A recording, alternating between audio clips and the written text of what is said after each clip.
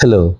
Today I'd like to speak about the corruption that is afflicting Bangladesh. It's a culture of corruption and impunity that is very dangerous for the nation. Now, corruption has existed in many developing countries, but over time they have slowly reduced it and perhaps not eliminated it, but almost completely eradicated large instances of corruption. There is freedom of information about government contracts. In Bangladesh, obviously, this doesn't exist. And one glaring example is the Adani power purchase agreement, which Mr. Tawfiq Elahi Chaudhry has said that it is not available to the public. It's a state secret. Such agreements, such one-sided and terribly harmful agreements should not be made secret. Of course, it's an Indian agreement with an Indian company, and our foreign minister has declared that India and Bangladesh are in a husband-wife relationship.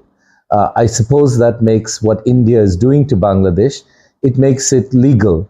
So there is a husband-wife relationship.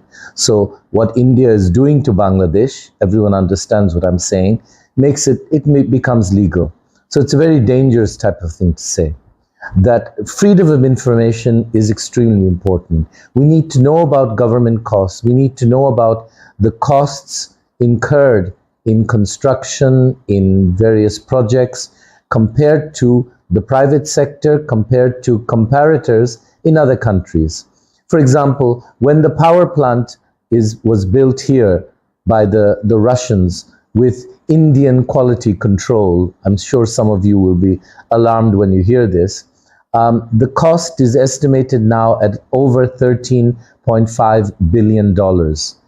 A nuclear power plant of the same capacity was built in India, albeit a few years ago, at approximately $3 billion.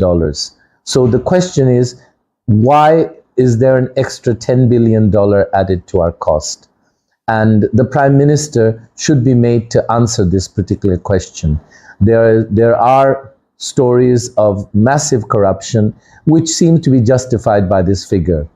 Another number, again, it's in a World Bank report, is the cost of the per kilometer cost of road construction in Bangladesh. You'll be fascinated to hear this, we are more expensive, our roads are more expensive per kilometer than Switzerland, Germany, Japan, and the US. How can this be? Everyone knows the low quality of our roads and how much maintenance is needed even after construction. And yet the cost is higher than these Western countries. Now, the corruption that is taking place in Bangladesh is terribly harmful for the country for a number of reasons. Number one, resources are being taken out of the country through corruption. They are being invested in rich Western countries. These are the countries where the corrupt want their families to live. They want their wives and children to avail of the comforts of a country with the rule of law after destroying the rule of law in their own country. So the Awami League corrupt people, they seek to siphon their funds abroad, and they have done so very successfully. The main destinations have been Belarus, the UK, Finland, Singapore, and Dubai. But Canada and the US also, there's a share of money flowing to these countries. We would need the cooperation of those countries to get that money back, but perhaps there will be a time when we will start doing so. Now, corruption is bad because it's taking money out of the country. It's also bad because there's a massive misappropriation of funds that should have been used for other better purposes. Okay? The money that is stolen in road construction could have been used to build more schools and better schools and to pay teachers more. Teachers are underpaid, and that's a particularly serious problem in our country. And making sure that our children are well fed is another possible use of the money that we will save from corruption one day. So corruption results in a waste of funds. And thirdly, it results in a buildup of debt.